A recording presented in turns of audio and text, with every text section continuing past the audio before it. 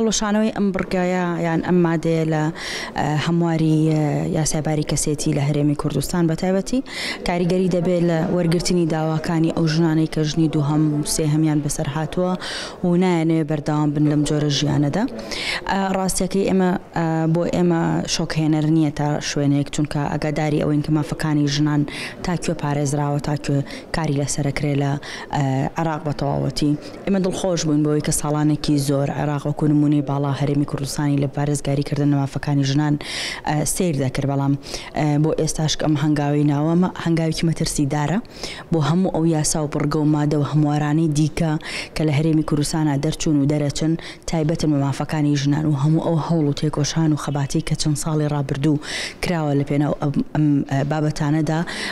کە سەر لەبەری هەڵبوەشێتەوە. بەڵام ئێمە هێشتا بەردەوامین و کاری خۆمان لەسەر بابەتەکان دەکەین و ئەنجام دەدەین و ناوەستین بەوەی کە بڕیارێکیان هەڵۆشانەوەیەک بۆ مادەیەکیان هەموارێک بەم شێوەیە کاریگەریەکی گەورەدانێ لەسەر ڕۆتی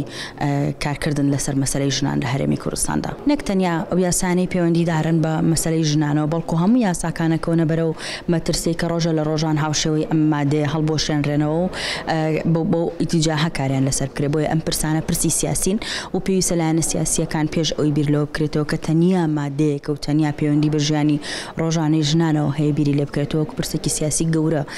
مامەڵی لەگەڵ بکرێت. بۆ خۆی پرسی ژنانیش پرسێکی سیاسیە، ئەوەی پەیوەندی بە ژیانی ڕۆژانەوە هەیە و هەتا پرسەکە سیاسیە گەورەکان بە تەواوەتی وەک پرسێکی گەورەی سیاسی خۆیان سەیری نەکەن لە تەک بودجە و موچە و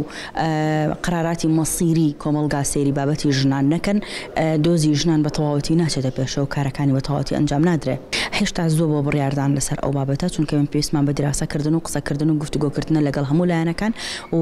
لە پەرلەمان و لەگەڵ حکوومەت و ئەنجومەن دادوەریش بە هەمان شێوە تا بتوانین بڕیار لەسەرەوە بین ئاچێتە بۆ جێبەجێکردنەوە یاخودنا. ئەوان درێخیان نەکردو هیچ کاتێک لە بابەتەکاندا ئەو بابەتانین پەیوەندیان بە ژنانەوە هەیە و کەسی ژنانەوە هەیە، هەمیشە هەڵوێستی خۆیانیان هەبووە لەسەر ئەو بابەتانە. بەڵام ئەوەی کە دەبێت هەڵوێستی جدی هەبێت لەسەر ئەم بابەتە مەسەلە سیاسیەکەی و لایەنە سیاسیەکانن بەگشتی.